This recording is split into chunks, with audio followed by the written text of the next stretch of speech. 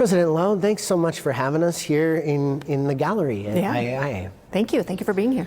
So you took over for President Robert Martin, who held this position for 20 years, just last summer.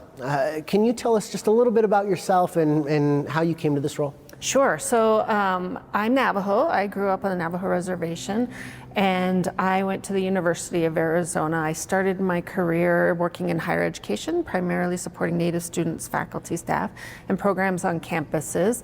I spent my career working for about 15 years in Ivy League institutions at Yale and Harvard, and then I was recruited and brought down as a Biden appointee to chair the National Endowment for the Humanities for 3 years prior to coming here to IAIA. So majority of my professional life has been in higher education, specifically supporting Native students. And what should those who aren't familiar with the Institute know about its legacy, its history, its impact on Indigenous arts more broadly? Well, I think the first thing I want individuals to know is that we are extremely unique. We are the only institution in the world who focuses solely on Native arts and cultures. And Native arts and cultures includes American Indian, Alaska Native, Native Hawaiian, but we have students, Indigenous students who come from all over the world.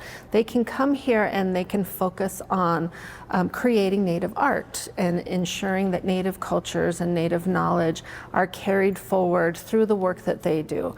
The work that we do here, along with our Museum of Contemporary Native American Art, is very much focused on contemporary Native art, right? We have students who are kind of breaking the boundaries and creating new avenues and new ways to create this art and bring it to the world. And a lot of people, they think about Native art as a static, kind of in the past, kind of a entity that they look at, but it's not. And our students are constantly creating new forms of the art, but they're creating new ways of doing the art as well. And a lot of people, I think, don't know that.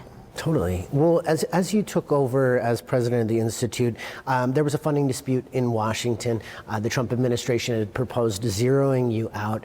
Congress maintained your funding just in January, but yet again, Trump's proposed budget zeroes out IAIA's federal funding. How does it feel to grapple with this issue yet again, twice in 2 years, and as the new president? So, you know, I came in fully understanding that the administration, the Trump administration, had identified IAIA for a zeroing out of the budget, so no federal funding coming, which is, you know, it made people very nervous. About 75% of our operational funding comes from the federal government. So that would be a big major hit and a blow to IAIA. But what I also understand, having been in the federal government for 3 years prior, is that administrative priorities don't always match congressional priorities. So that's when the institution, the leadership, the Board of Trustees, many of our alum, really hit the ground running and contacted their congressional members and told them about how important IAIA is. And our congressional members are very aware of that, which is a nice thing. You know, we've got so much support here in the state of New Mexico. So they understand the importance of funding IAIA as the institution, the history of the institution as a congressionally chartered institution. We were not surprised, or I was not surprised that we were zeroed out again for the second year. I think it was. Why were you not surprised? Well, because we knew that the administration was going to continue to try to decrease federal spending in the same way that they had attempted in the prior year. So as far as I know, none of the programs that was identified for zeroing out last year were given funding in this year's presidential budget. Everything was zeroed out again. So I don't think the administration priorities have changed at all. I think that Congress is very aware and continues to be aware of the importance of the institution and understands that, you know, where Congress wants to fund money from the federal government is going to be different from the administration. How does going through all of this affect the way that you see the federal government valuing IAIA? So I don't think that it's the federal government in general that doesn't see the value of IAIA. It's very much specific to the administration at this point. The executive branch. The executive branch. And it's not, I don't think it has anything to do with the value of IAIA. It's about finding those programs and those entities that can be cut to reduce federal spending. And now in a statement, your administration called the proposed cut inconsistent with the federal government's treaty obligations and trust responsibility. How so? but also their congressional responsibilities, right? We're congressionally chartered, and we're chartered as an institution because Native arts and cultures in this country are the original American arts and cultures, and that's what it says in our legislation.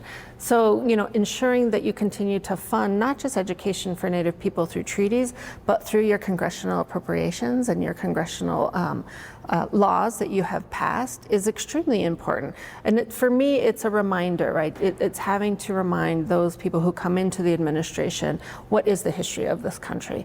Why are these things in place? And why is it important to keep moving it forward? And now you've mentioned the disconnect that you see between the executive branch and Congress. Do you expect Congress to reject the cuts proposed by the Trump administration again? I expect Congress to prioritize where they think federal funding needs to go. And I am very hopeful and optimistic that IAI is on that list for funding. Now, if the cut did go through, what would that mean for the Institute? It would mean we'd have to really rally around and try to find some funding to make sure that we can do the support that we need to do for our students. Is the school closing a possibility in that instance, or there are options available? My assumption is we are going to do everything that we can. We will work to ensure that the institution remains open and that we can offer what we need to offer to our students. Through fundraising, or what other means of funding Yes. is available? Always fundraising. So we do have a foundation and we have a foundation board, so we are constantly fundraising. A lot of our fundraising right now is focused on student scholarship. I mean, we really want to support students and ensure that they can get through IAIA with as little cost as possible. A lot of that would have to shift, and we'd have to start thinking about program funding. So speaking of your students, I imagine that they're hearing about what's going on. What are you hearing from them? So we are actually this afternoon going to be doing what's called the President's Campus Connect to have a conversation just to present to them what's happening with our federal budget, what we think that we will see moving forward, and to ensure them that we're always thinking about the institution and the institutional needs in terms of educating the students and giving them the programs that they need. And we'll always keep that forefront in our minds, and we're trying to ensure that we know where to find funding and to pull in support that we need. Are you hearing any anxieties about needing a backup plan?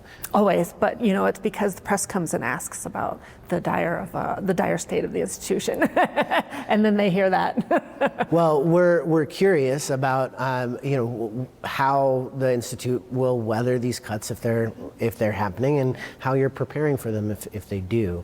Right. I definitely don't ever mean to create fear that doesn't exist. We work very closely with our foundation and our board of trustees. So, this was, I think, a little bit of a surprise last year when the zeroing out of the budget was proposed, but it's not a surprise this year. And so we've been working very diligently to ensure that we're getting the support that we need.